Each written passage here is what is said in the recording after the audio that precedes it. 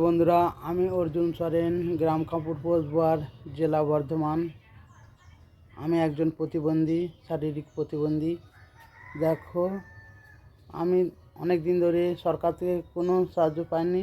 যা বা 1,000 টাকা করে প্রতিবন্ধী হিসেবে পাই, তা ওটা আমি চাল কিনে খাবো, না অসুখ বিসুখ হলে ডাক্তার দেখাবো, না জামা প্যান্ট কিনবো, কোনটা হবে? 1,000 টাকা দিয়ে দেখো, আমি সরকার থেকে বাড়িও পাইনি, কিছু পাইনি। দেখো, যেমনি আমার টাকা দিয়ে সরকার থেকে তো কিছুই পাইনি, ঘরও পাইনি, কিছু নাই। আমার টাকা দিয়ে ঘর করতে লাগলাম, তখনই ঘরটা বেড়ে গেল আমার নামে। কিন্তু সেই ঘর আমি করছিলাম আমার পয়সা দিয়ে।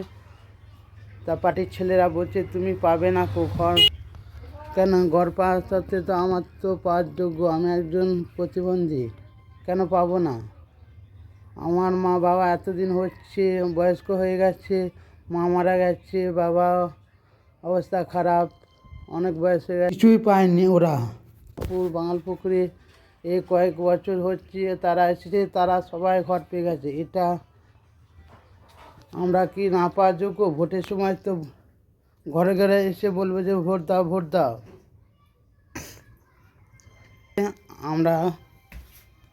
আমরা তো দেখো ঘর পাইনি, যাতে আমরা ঘর পাই তার জন্য তোমাদেরকে বলছি, তোমরা যদি একটু ব্যবস্থা করো।